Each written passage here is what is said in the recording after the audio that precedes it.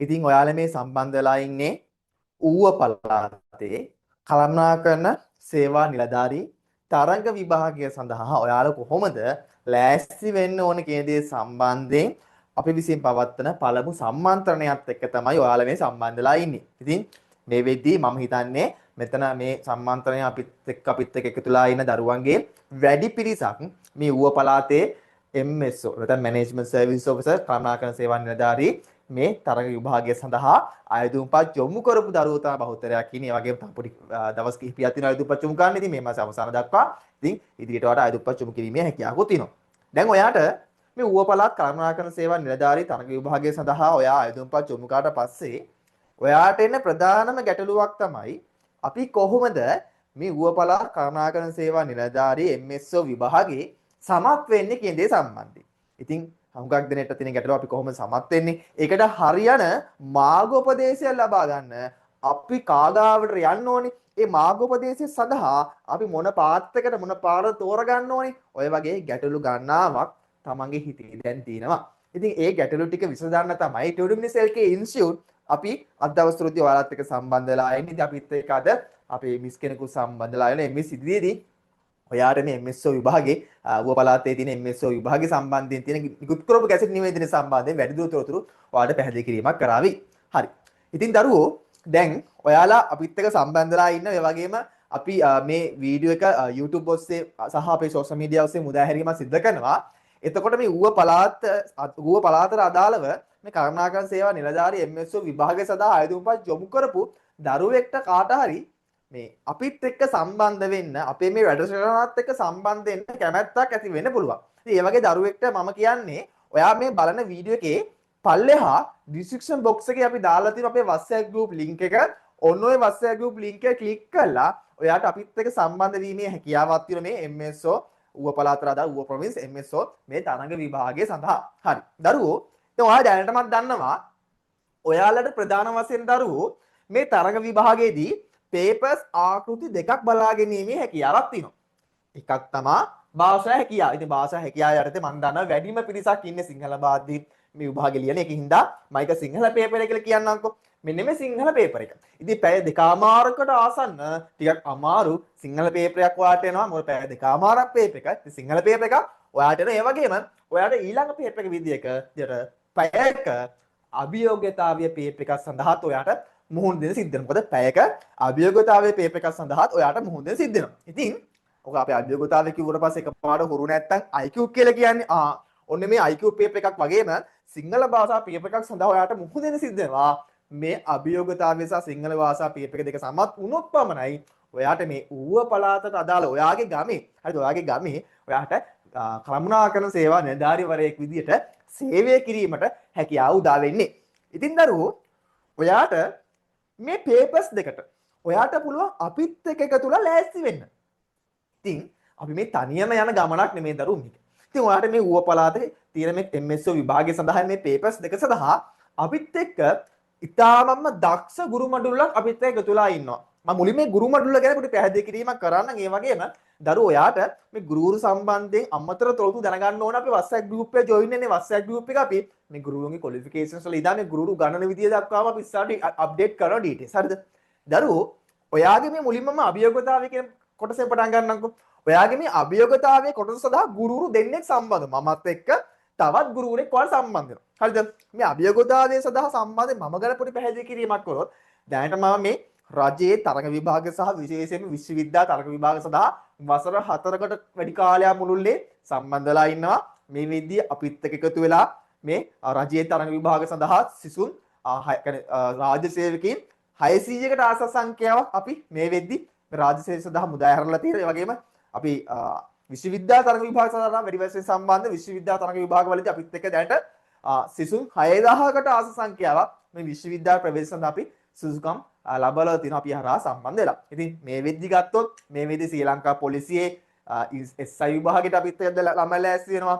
Police කොස්තාපල විභාගයට අපිත් එක්ක ළමයි ලෑස්ති වෙනවා.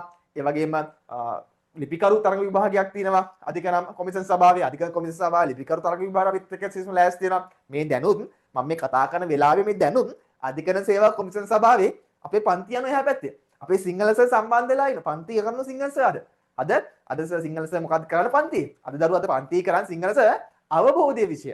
අවබෝධය. ඒ කියන්නේ ඔයාට මේ සිංහල භාෂාව වුණාට භාෂා හැකියාව වුණාට ඕකේ අවබෝධය කොටසක් එනවා. අවබෝධය කියන්නේ ඕක සිංහල සර් ලස්සන කියලා දෙයි. අවබෝධය කියන්නේ ඔයාට ඡේදයක් දීලා ඡේදාශ්‍රිතයෙන් ඔයාගේ ප්‍රශ්න අහන්න පුළුවන්. අන්න ඒක තමයි ප්‍රධානම අවබෝධය. ඉතින් ඒක අද මේ දැන් උගන්වන ගමන් ඉන්න අපේ අනිත් පැත්තේ. හරිද? ඉතින් ඒ වගේ දක්ෂ ගුරු මඩුල්ලක් අපිත් එක්ක ඉන්නවා. ඒ වගේම අපිත් එක්ක සම්බන්ධ ඊළඟ මේ අභියෝගතාවය කියන කොටස ගැනීම සඳහා අපිත් එක්ක දරු සම්බන්ධ වෙනවා ඉංජිනේර් කෙනෙක්. ඉංජිනේර් කෙනෙක් අපිත් එක්ක සම්බන්ධ වෙන මේ අභියෝගතාවය කොටස ගැනීම සඳහා ඉතින් මැක්ස් වලින් කොහොමද? මැක්ස් පැත්තෙන් ගණිතය ආශ්‍රයෙන් අපි කොහොමද මේ අභියෝගතාවය කියන කොටස निराකරණය කරගන්නේ? මේ අභියෝගතාවය කොටස වල එන ප්‍රශ්න වලට පිළිතුරු සපයා ගන්න ඕන කොහොමද කියන දේ සම්බන්ධ පුහුණුවක් ලබා දෙන්න අපිත් එක්ක වෙනම ඉංජිනේර් සර් කෙනෙකුත් සම්බන්ධ වෙනවා. ඊට පස්සේ ඔයාලගේ තරග විභාගයෙන් අමාරුම පේපර් එක තමයි භාෂා හැකියාව. සිංහල භාෂා පේපර් එක. ඉතින් මේ සිංහල භාෂා පේපර් එක සඳහා දරුවෝ අපිත් එක්ක සම්බන්ධ වෙනවා ඊටාම දක්ෂ ගුරුවරයෙක් අපේ ලිහිණිකඩුවස ගම්පහ දිස්ත්‍රික්කයේ වැඩිම ළමයි ප්‍රමාණය සඳහා සාමාන්‍ය පෙළ සහ උසස් පෙළ පන්ති කරන සර් කෙනෙක්, හෝල් ක්ලාසස් කරන සර් කෙනෙක්. ඊට අමතරව අපිත් එක්ක දැන් මේ තරග විභාගය පන්තිත් එක්ක වසර ගණනාවක් එක්ක සම්බන්ධලා ඉන රජයේ ජාතික පාසල් ආචාර්ය කෙනෙක් තමයි මේ අපේ ලිහිණිකඩුව සර් කියන්නේ. ඉතින් ලිහිණිකඩුව සර්ත් එක්ක එකතු වෙලා ඔයාලට මේ සිංහල භාෂා පේපර් එක වෙනස් විදියට ඔයාට ඉගෙන ගැනීමේ හැකියාවක් තියෙනවා. හරිද? හරි. දැන් ඊළඟ කතාව. ඒ තමයි සර් දැන් ඔය කියන විදිහට ගුරුවරු තුන්දෙනෙකුත් සම්බන්ධ වෙනවා නම් අපි ලොකු මුදලක් ගනිත මේ කටයුත්ත කරන්නේ නැහැ දරුවෝ. අපි තමා මං හිතන්නේ අඩුම මුදල ගන්නේ. අපි ඔයාලගෙන් ගන්නේ එක්වරක් පමණක් ගෙවිය යුතු රුපියල් 3000 මුදලක් පමණයි. මේ මුදල තුල අපි ඔයාට සම්පූර්ණ තීරි කොටස් ටික ගන්නලා මොඩල් පේපර්ස් ටික කරලා පාස් පේපර්ස් ටික කරලා ඔන්ලයින් එක්සෑම්ස් කරලා මේ ඔක්කොම කරනවා විභාගයේ දින දක්වාම මේ රුපියල් 3000 මුදල තුල. රිවිෂන් එකක් කරොත් අපි බැරි වෙලාවකත් මීට වඩා පොඩි මුදලක් අරගෙන රිවිෂන් එකක් කරන්න පුළුවන්. ඒ ඇරෙන්න මේ මුදල තුල අපි ඔක්කොම ටික අපි කවර් කරනවා. අපි හැමදාම පන්ති කරන්නේ එහෙමයි. අපි ලොකු මුදලක් මේ මාසෙන් මාස මුදලක් අය කරන්නේ නැහැ. මේ පොඩි මුදල තුල මෙච්චර ගුරු සංඛ්‍යාවක් එකතු වෙලා ඔයාට මේ ගමන අපි අරගෙන යාම සිද්ධ කරනවා. ඉතින් අපිත් එක්ක සම්බන්ධ වුණාට පස්සේ ඔයාට මේ MS තරග විභාගයට අදාළව අභියෝගතාවයේ විශේෂිත සිංහල භාෂාව විෂය දක්වාම pass papers, model papers, theory කොටස් සාකච්ඡා කරන ගම, ඔන්ලයින් එක්සෑම්ස් වල ප්‍රැක්ටිස් කරන ගම මේ හැමදේම ඔයාට අපිත් එක්ක එකතු වෙලා ආවරණය කරගැනීමේ හැකියාවක් තියෙනවා. වගේම අලුත් තාක්ෂණය භාවිතා කරමින් අපි මේ පන්ති ටික ඔයාලට කරගෙන යනවා. ඉතින් ඔයාට අපිත් එක්ක සම්බන්ධ වෙන්න පුළුවන්. අපිත් එක්ක සම්බන්ධලා මේ ගමන ඔයාට යාමේ හැකියාවක් තියෙනවා. ඉතින් අපිත් එක්ක සම්බන්ධ වුණාට පස්සේ මම කිව්වා වගේ මේ හැම කොටසක්ම ඔයාට ආවරණය කරගන්න පුළුවන්. එතකොට දරුවෝ අපි පන්ති ආරම්භ කරන්න සැලසුම් කරලා තියෙනවා කවදද? ජුනි මාසේ අපි ජුනි මාසේ පන්ති ආරම්භ කරන්න සැලසුම් කරලා තිනවා. හරියටම අපි 3 වන සතියේ. කවද්ද? 3 වන සතියේදී අපි පන්ති ආරම්භ කරන්න සැලසුම් කරලා තිනවා. අපිත් එක්ක සම්බන්ධ වෙන්න මේ ඔක්කොම කොටස් සඳහා අපි අය කරන්නේ රුපියල් 3000ක මුදලක් විතරයි. මේ රුපියල් 3000ක මුදල තුල සියලුම කොටස් අපිට ඔයාට අපිත් එක්ක එකතු වෙලා ඉගෙන ගැනීමේ හැකියාවක් තියෙනවා. හරිද? ඉතින් අපි ගත්තොත් අපේ සැලැස්මක් තියෙනවා දරුවෝ.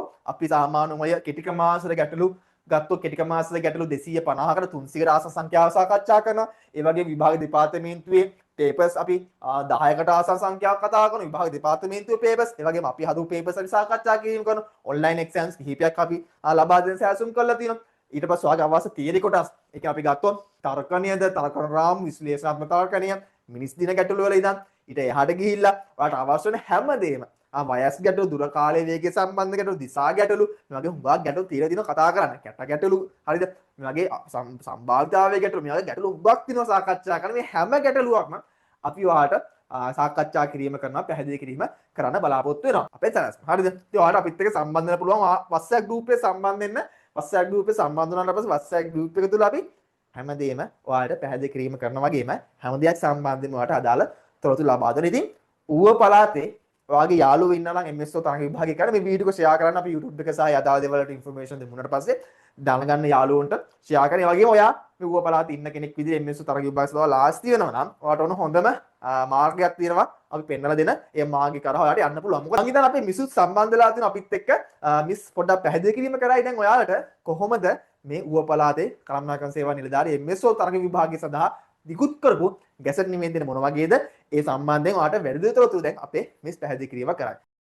නිලධාරී සේවය තුන්වන ශ්‍රේණියට බඳවා ගැනීමේ විවෘත තරඟ විභාගය ගැන තමයි අපි කතා කරන්නේ.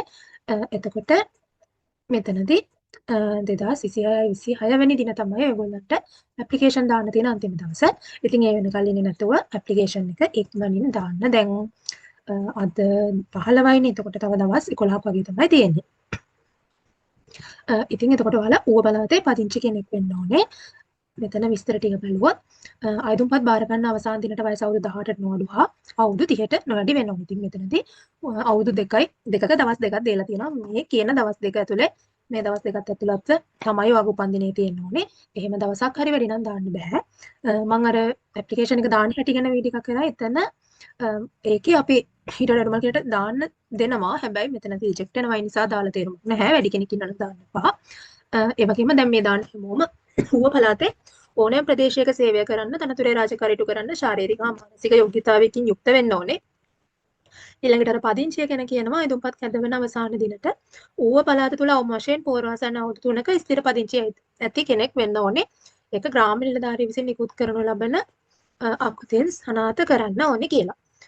ඊළඟට අධ්‍යාපන සුසුකම් බැලුවොත් භාෂාව සිංහල දෙමළ හෝ ඉංග්‍රීසි ඔයගේ භාෂාව සහ ගණිතය ඇතුළු විෂයන් 4කට සම්මාන සාමර්ථ්‍යයන් සහිතව එක් වරකදී විෂයන් 6කින් ඕලෙල් පාස් වෙන්න ඕනේ. ඒ කියන්නේ එතකොට සමහර ළමයි ගොඩාක් හැමදාම අන්තය තමයි ගණිතය ඊළඟ පාර තිබුණම කමක් නැද්ද කියලා ඊළඟ පාර නම් ඒතු ඔප්ෂන් 6ක් කරලා තියෙන්න ඕනේ. එතන අඩුම 142ක් තියෙන්න ඕනේ. ඉතින් ඒ 104 ඇතුලේ සිංහල අපි දැන් ගොඩක් ඉන්නේ අපේ සිංහල මීඩියම් කරන ළමයිනේ සිංහල සහ ගණිතය C තියෙන්න ඕනේ. ඊළඟට A level වල S3ක් තියෙන්න ඕනේ. මෙතන මේ පෙනලක් තියෙනවා ඕලෙවල් සම්මාන සාමාර්ථයක් ලබා යුතු භාෂාව ලෙස සැලකන්නේ මේ තරඟ විභාගයට ඉදිරිපත් වෙන භාෂා මාධ්‍ය කියලා. එතකොට ඔන්න ඉංග්‍රීසි මීඩියම් කරපු ළමයෙක් හිටියොත් එයා මේ විභාග ලියන්නේ සිංහල මීඩියම් නම් එයාගේ සිංහල වල රිසල්ට් එක තමයි බලන්නේ. ඊට පස්සේ කියනවා මේ අධ්‍යාපන සුසුකම් ඔයාලා 2026 6 දින හෝ ඊට පෙර සම්පූර්ණ කරලා තියෙන්න ඕනේ කියලා. ඉතින් ඔන්ලයින් ඇප්ලිකේෂන් එක දාන්න තියෙන්නේ මේ වෙද්දි සමහරවිට දාපු කට්ටියත් ඇති. මම වීඩියෝ එකකුත් දාලා තියෙනවා. මේ ඇප්ලිකේෂන් එක දාන විදිහ ගැන මෙන්න මේ තියෙන ලින්ක් එකට ගිහිල්ලා ඔයාලට ෆිල් කරන්න තමයි තියෙන්නේ. ඒ කියලා තියෙන විස්තර ටික ඊට පස්සේ ඒක ඩවුන්ලෝඩ් කරගෙන ඒකේ අස්සන සහතික කරලා ඊළඟට සල්ලි ගෙවන්න ඕනේ රිසිට් එක අලෙවල ඊට පස්සේ තමයි යවන්න ඕනේ. ඉතින් යවන්න කලින් මේ වගේ ෆොටෝ කොපීස් ළඟ තියාගන්න. එතකොට දැන් මේ ඔයාට ප්‍රාදේශීය ලේකම් කාර්යාලයකට ගිහිල්ලා සල්ලි බඳින්න තියෙනවා. ඔයාට යන්න විදියක් නැත්නම් අම්මා තාත්තා කාව හරි යවන්න පුළුවන්. හැබැයි එතනදී විභාගාස්තු ගෙවන කෙනාගේ නම විදිහට ඔයාගේ නම දෙන්න. ඔක කීප දෙනෙක් මගෙන් අහපු ප්‍රශ්නයක් තමයි. අනිවාර්යෙන් ඔයාගේ නම දාන්න. ඊළඟට දැන් ඔයා 6:26 වෙනකල් ඇප්ලිකේෂන් දාන්න පුළුවන් ඔන්ලයින්. ඊට පස්සේ ඒක print එකක් කරන් යවන්න තියෙන හින්දා 2026 7:03 හෝ ඊට පෙර යවන්න ලැබෙන පරිදි යවන්න කියලා. කියන්නේ අන්තිම දවසේ අදුම් කරපු ළමයට ඔන්න දවස් කීපක ගැප් එකක් දීලා තියෙනවා ඔයාලට මේ ඇප්ලිකේෂන් එක ලියාපදිංචි තැපැලේ යවන්න. ඉතින් 9:4 සයිස් ලියුම් කවර එක යවන්න. ඔකත් ගොඩක් වතාවල ළමයි අහන දෙයක්. ඊළඟට මෙන්න මේ ඇඩ්‍රස් එකට යවන්න ඕනේ. ලේකම් ඌව පළාත් සභා රාජ්‍ය සේවා කමිෂන් සභාව අංක 14න් 4 පොල්පිටිගම පාර පිංහරාව බදුල්ල කියලා. ඊළඟට ලියුම් කවරේ මම පස්සේ ඉහළ කියනවරේ ඌව පළාත් සභා රාජ්‍ය සේවයේ කළමනාකරණ සේවා නිලධාරී තනතුරට විවෘත පදනම මත බඳවා ගැනීම 2026 කියලාත් ලියන්න ඕනේ. ඒ වගේම පළාත් රාජ්‍ය සේවය හෝ මධ්‍යම රාජ්‍ය සේවයේ නීති වලුම් කරුවෙක් ඉන්නවා නම් දෙපාර්තමේන්තු ප්‍රධානියාමකින් ඔයාලගේ පර්සනල් ෆයිල් එකට ඇප්ලිකේෂන් එකක් දාලා තමයි ඔයාලා මේක යවන්න ඕනේ. ඇප්ලිකේෂන් එක යවන්න ඕනේ. ඉතින් මේ ඇප්ලිකේෂන් එක ෆිල් කරද්දී ගොඩක් අය නම් ෆිල් කරන්න මොන හරි ඔයාලට වැරදුනොත් ඉතින් ප්‍රශ්නයක් එනවා. පොඩ්ඩක් මේ වෙලාවේ ඇප්ලිකේෂන් එක දාපු කෙනෙක් ඉන්නවා නම් දාන්න මැසේජ් එකක්. ඒක දැම්මට පස්සේ ආයෙ එඩිට් කරන්න ඔප්ෂන් එකක් පෙන්වනවාද කියලා. දැන් අපි මේ ඇප්ලිකේෂන් එක දාන්නේ රාජ්‍ය සේවා කමිෂන් සභාව වෙබ්සයිට් එකෙන්නේ. දැන් විභාග දෙපාර්තමේන්තු වෙබ්සයිට් එකෙන් දාන රටටම පොදුවේ තියෙන විභාග බැලුවොත් නම් ඒ වගේ නම් තියෙනවා එඩිට් ඇන්ඩ් සබ්මිට් කියලා ඔප්ෂන් එකක්. පොඩ්ඩක් අපිට දැනගන්න දාපු කෙනෙක් ඉන්නවා නම් මැසේජ් එකක් දාන්න. මෙතනත් ඔයාලටත් කියන ඉලුම් පත්‍රය හා මුදල් ගෙවා ලබා ගන්නා ලද ලදුපතේ ඡායා පිටපතක් ළඟ තබා ගැනීම ප්‍රයෝජනවත් වෙනවා කියලා අනිවාර්යයෙන් ඒක ඔයගොල්ලෝ ගාව ෆොටෝ කොපියක් තියාගන්න. ඊළඟට ඉංග්‍රීසි භාෂාවෙන් විතරයි සම්පූර්ණ කරන්න ඕනේ. ඒක මම හිතන කිව්වා මෙසේජ් එකක් තියෙනවා. ඔව් සසිත් මුලින්ම සල්ලි බැඳලා ඉන්න වෙනවා ඇප්ලිකේෂන් එක ෆිල් කරන්න. මොකද ඔයාලා ඇප්ලිකේෂන් එක ෆිල් කරද්දී ඔයාලා සල්ලි කීයක් ගෙවුවද? එතකොට ඔයාලට දුන්න රිසිට් එකේ අංකය ඒ සේරම දීලා තමයි සබ්මිට් කරන්න ඕනේ. එතකොට ඔයා ඔන්ලයින් ඇප්ලිකේෂන් එක ෆිල් කරන්න නම් ඔයාගේ අතේ අනිවාර්යෙන් රිසිට් එක තියෙන්න ඕනේ. ඉතින් ඉංග්‍රීසියෙන් සම්පූර්ණ කරන්න ඕනේ. සමහර තැන්වල තිබ්බ ඇඩ්‍රස් එකයි සම්පූර්ණ නම සිංහලෙන් හෝ දෙමළෙන් කියලා. අන්න එතන විතරක් සිංහලෙන් හරි දෙමළෙන් හරි ඔයාගේ මාධ්‍ය භාෂාව අනුව පුරවන්න ඕනේ. ඉතින් ඔය විදිහට තමයි ඒක කරන්න තියෙන්නේ. ඊළඟට ඔයාගේ ෆෝන් නම්බර් එකයි ඊමේල් එකයි දිගටම පාවිච්චි කරන්නේ දාපු එකම ඔයාට ඒ සම්බන්ධයෙන් දෙන දැනුම් දීම ඔක්කොම ඒ ඊමේල් එකටයි ඒ ෆෝන් නම්බර් එකටයි තමයි එන්නේ. ඊට පස්සේ ඔන්න ඔන්ලයින් ඇප්ලිකේෂන් එක 2026 6 26 දින 5 11:59ට ලොක් වෙනවා. ඉතින් එදා වෙනකන් කොහොමත් ඉන්න එපා. දැන් ඔය ටික දවසයි තියෙන්නේ. හවස 11ක් වගේ කියලා මම කියන්නේ. ඉතින් ඉක්මනින් දැන් ඇප්ලිකේෂන් එක යොමු කරන්න. ඒ වගේම අත්සන සහතික කරලා යවන්න ඕනේ. දැන් ඔයා දැන් රජයේ රැකියාව කරන කෙනෙක් නම් ඔයාගේ ආයතන ප්‍රධානිය හෝ ආයතන ප්‍රධානිය විසින් බලය පවත්වන නිලධාරියෙක්ට කියලා සහතික කරන්න ඕනේ. රජයේ සේවයෙන් නැති කෙනෙක් ඉන්නවා නම් විදුහල්පතිවරයෙක්, කොට්ටාශේ ග්‍රාම නිලධාරී, සමාදාන විනිශ්චයකාරවරයෙක්, දියුරුම් කොමසාරිස්වරයෙක්, නොතාරිස්වරයෙක්, ත්‍රිවිධ හමුදාවේ බලයලත් නිලධාරියෙක්, පොලිසියේ ගැසට් කළ තනතුරු ලද නිලධාරියෙක්, රජයේ හෝ පළාත් රාජ්‍ය සේවයේ ස්ථිර තනතුරක් දරන ස්ථිර මාණ්ඩලික ශ්‍රේණි නිලධාරියෙක් විසින් සහතික කරන්න ඕනේ. ඉතින් ඔයගොල්ලන්ට ඉක්මනටම මුණ ගැහෙන්න පුළුවන් මේ තනතුරක් තියෙන නිලධාරිය කෙනෙක් ලව්වා ඔයාලට පුළුවන් අස්සන සහතික කරගන්න. එතකොට විභාග ගාස්තු හා පරිපාලන වේද මරම කිව්වේ ගෙවන්න ඕනේ 1250. ඌව පළාතේ ප්‍රධාන ලේකම්ගේ ආදායම් ශීර්ෂ 23 213ට බැරවන පරිදි ඌව පළාත තුළ පිහිටා ඇති ඕනෑම ප්‍රාදේශීය ලේකම් කාර්යාලයකට මුදලින් ගෙවලා අයදුම්කරුගේ නමින් අදුපත ලබා ගන්න කියලා කියනවා. ඉතින් ඔයා වෙන කාව හරි යවනවා නම් මෙන්න මේ 23 213 මේ කියන එකත් ලියලා හරි දීලා යවන්න කොලේක. ඒ වගේම මේ තරඟ විභාගයේ නමත් ලියලා යවන්න. එතකොට ඒ ඔෆිස් එකේ කට්ටියටත් අඳුන ගන්න පුළුවන් පහසුයි. ඒගොල්ලන්ට දැන් දිගට කීප දෙනෙක් අරගෙන එනකොට මතකයි ආ මෙන්න මේ විභාගයට දාන ළමයෙක් තමයි මේ අරගෙන ආවේ කියලා. ඊට පස්සේ කියනවා මේ ගාස්තුව ආයෙ නම් ගෙවන්න නැහැ කියලා. වෙන විභාගයකට මාරු කරන්නේ නැහැ කියලාත් කියනවා. ඊට පස්සේ මෙතන තිබ්බා නගර ලිස්ට් එකක්. ඒ ලිස්ට් එකේ තමයි ඌව පළාත ඇතුළේම තමයි මේ විභාගෙ තියෙන්නේ. නගරය හා ඊට අදාළ අංක තියෙනවා. ඔයාට තෝරන්න පුළුවන්. ඔයාට විභාගයට වාඩි වෙන්න අවශ්‍ය පහසු නගරයක්. ඊට පස්සේ පත් කරන ලබන සංඛ්‍යාව හා පත් කිරීම ක්‍රියාත්මක වන දිනය බලධාරියා විසින් නිශ්චය කරනවා. කිසියම් පුරප්පාඩු සංඛ්‍යාවක් හෝ පුරප්පාඩු සියල්ලම නොකිරීමටද පත්වීම් බලධාරියට බලය තියෙනවා.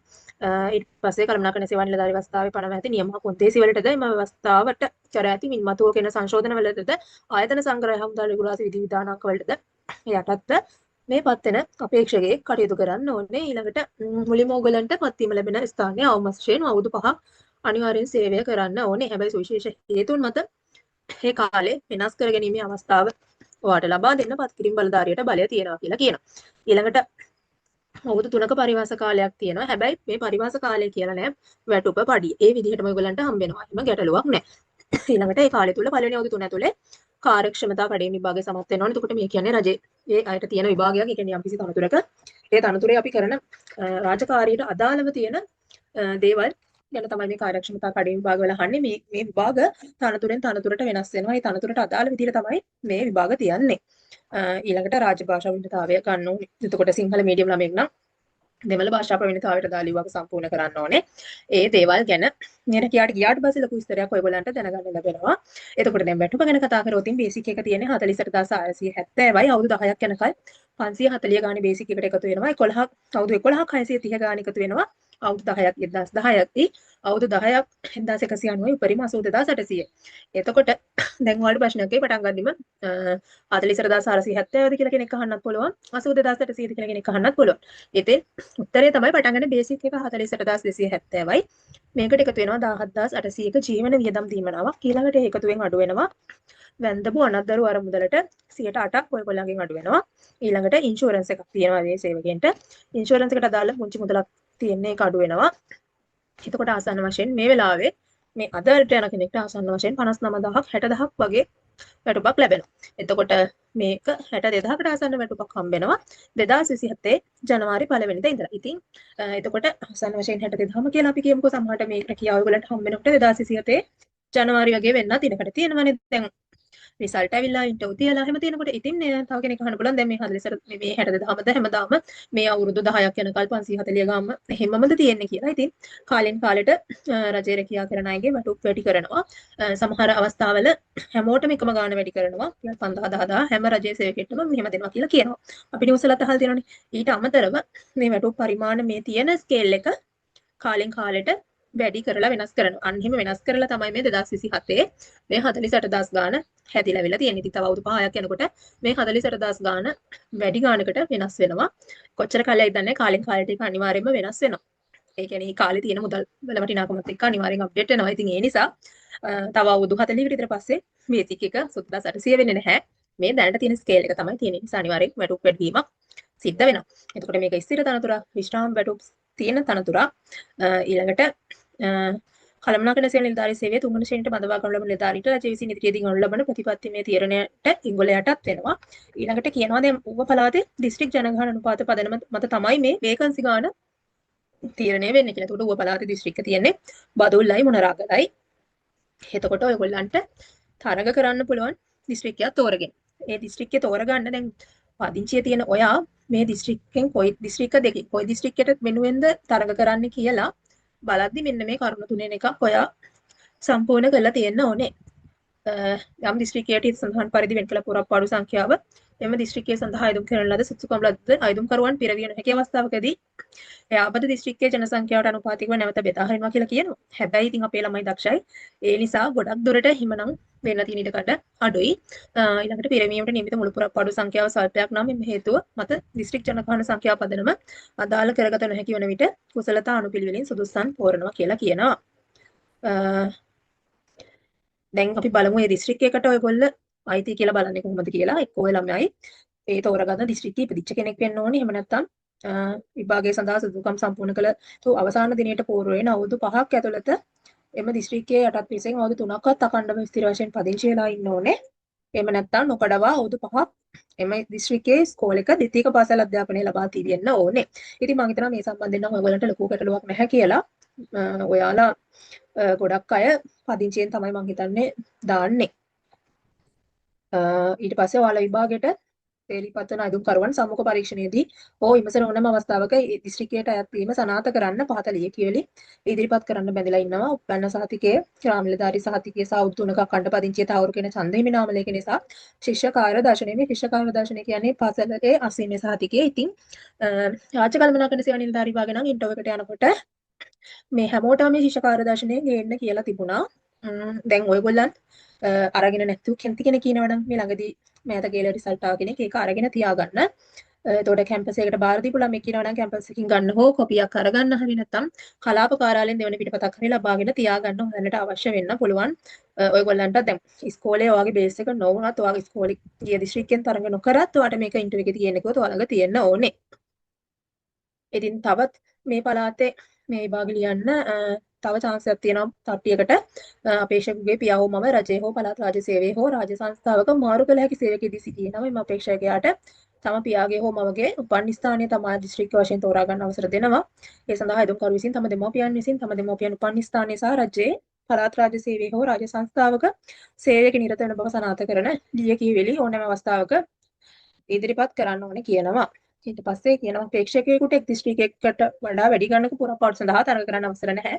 එක දිස්ත්‍රික්කයක් සඳහා විතරයි තරඟ කරන්න පුළුවන්. එතකොට මෙම තරඟ විභාගයේ මගින් සම්පූර්ණ කිරීම නිමිති පුරප්පාඩු සංඛ්‍යාවෙන් 3% ආබාධිත පුද්ගලයන්ට වෙන් කරනවා. ඉතින් ඉහළ ලකුණු ආබාධිත අයදුම්කරුවන් අතරින් ඉහළ ලකුණු මට්ටමේ 3% පමණ කුසලතාවුණු පිළිවෙල අනුව පත්වීම් ලබා දෙන්න තෝරා ගන්නවා. එතකොට 140ක් එක ප්‍රශ්න පත්‍රයක තියෙන ඕනේ සහ පේපර්ස් දෙකේ ටෝටල් එක 150ක් තියෙන්න ඕනේ. කියන්නේ පේපර්ස් දෙකට ලකුණු 200යි. එතකොට පේපර් දෙකටම 40ට වඩා ගන්න ඕනේ. එතකොට මුළු එකතුව 100ට වඩා ගන්න ඕනේ. ඉතින් ඒ නිසා ලොකු තරගයක් තියෙනවා මේ ළමයි අතර. ඉතින් මේ සඳහා මේ තනතුරට තේරෙන්න. ඉතින් ආබාධිත කොන්දේසි යටතේ අයදුම් කරන බව සඳහන් කළ ආබාධිත කෙනෙක් ඉන්නවා නම් අයදුම් කරන බව සඳහන් කරන්න ඕනේ. හැබැයි ඔන්න ආබාධිත නැති කෙනෙක් බොරු කියලා දාන්න එපා කියලා සඳහන් කරලා තියෙනවා. මොකද වෛද්‍ය පරීක්ෂණයක් කියලා බලලා තමයි ඒ කැටගරි එකට ඔයාලා IT කියන එක බලන්නේ. ඒක රාජකල්පනාකරණයේදී ගිය ළමයෙකුත් මට ඒ ළමයා එහෙම ගියා බැලුවා කියලා ඒ විස්තරය කිව්වා. එතකොට දැන් සර් කතා කරා වගේ අපිට තියෙන ප්‍රශ්න පත්‍ර දෙක තමයි භාෂා හැකියාවයි අභියෝගතාවය ප්‍රශ්න පත්‍ර දෙක. ඉතින් මේ පේපර්ස් දෙකට හොඳින් ඔයගොල්ලන්ට මුහුණ දෙන්න ඕන අපේ ක්ලාස් එකට සම්බන්ධ වෙන්න පුළුවන්. ඩිස්ක්‍රිප්ෂන් එකේ තියෙන WhatsApp chat එකට join වෙන්න. අපි ඒ සම්බන්ධයෙන් සියලු විස්තර ඔයගොල්ලන්ට ලබා දෙනවා. ඉතින් ඔන්න මෙතන තියෙනවා භාෂා හැකියාව සහ අභියෝගතාවයේ ප්‍රශ්න පත්‍ර සකස් වෙන ආකාරය. මෙතන ආයතයේ ලකුණු ගන්න එක ගැන සඳහන් කරලා තියෙනවා. ඊට පස්සේ මෙතන තව තියෙනවා ගැසට් නිවිදේ සඳහන් සුදුසුකම් සපුරා ඇති අයදුම්කරුවන් පමණක් අයදුම් කර ඇතැයි යන පූර්ණ නිගමනය මත අයදුම්පත් බාර ගන්න අවසාන දිනට හෝ එදිනට පෙර නියමිත විභාග ගාස්තුව ගෙවා අයදුම්පත නිවැරදිව යොමු කර ඇති අයදුම්කරුවන් වෙත උප පළාත් සභා රාජ්‍ය සේවා කමිෂන් සභාව විසින් මාර්ගගතව පමණක් විභාග ප්‍රවේශ පත්‍ර නිකුත් කරනවා කිය. ඉතින් මෙතනදී කියන්නේ ඔන්න ඔයගොල්ලන්ගේ ක්වොලිෆිකේෂන් මොනවා හරි අඩුවක් තිබ්බත් ඔය ඇප්ලිකේෂන් එක දාලා තියෙනවා නම් ක්වොලිෆිකේෂන් තියෙන අයයි මේ දාලා තියෙන කියලා සැලකලා ඔයගොල්ලන්ට ඇඩ්මිෂන් එක නිකුත් කරනවා. ඉතින් ඔන්න ඔන්ලයින් තමයි නිකුත් කරන්න කියලාත් කියන මාර්ගගතව පමණයි කියලා. ඉතින් ඒ නිසා alert එකේ ඉන්න ඕනේ අපේ group එක හරහා. අපි ඔයගොල්ලන්ව දැනුවත් කරන්න ඕනේ ඇඩ්මිෂන් එක නිකුත් කරලා තියෙන්නේ කියලා. ඉතින් තියෙන විභාගෙ පැවැත්වීමට අවම වශයෙන් දෙසතියකට පෙර ප්‍රවේශ පත්‍ර ඊමේල් මගින් එවනවා කියලා. එතකොට ඊමේල් එක මම ඉස්සෙල්ලා කිව්වා වගේ මාරු කරන්න එපා. ඊමේල් එක දිගටම තියාගන්න. සතියකටත් කලින් හම්බුනේ නැත්නම් ඒ පිළිබඳ ඌව පළාත් රාජ්‍ය සේවා කමිෂන් සභාවිත අයදුම් පත්‍රයේ සහතික කළ ඡායා පිටපත මුදල් ගෙවූ කුයිතාන්සියේ සහතික කළ පිටපතක්ද ප්‍රවේශ පත්‍රය වීම සඳහා WhatsApp අංකයත් සඳහන් කරමින් ඉල්ලීමක් කරන්න ඕනේ කියලා තියෙනවා. ඒ නිසා තමයි කිව්වේ ડોකියුමන්ට්ස් පරේසමට තියාගන්න කියලා. බැරිලාවත් මොකක් හරි වෙලා පෝස්ට් එකේ ඩිලේ එකක් හරි වෙලා අනේ පෝස්ට් නෑනේ ඔන්ලයින් මොකක් හරි ගැටලුවක් එනවා ආගේ ඊමේල් එකට මේක එවුනේ නැත්තම් ඔයා මේ ටික දීලා තමයි ඇඩ්මිෂන් එක ගෙන්න ගන්න වෙන්නේ.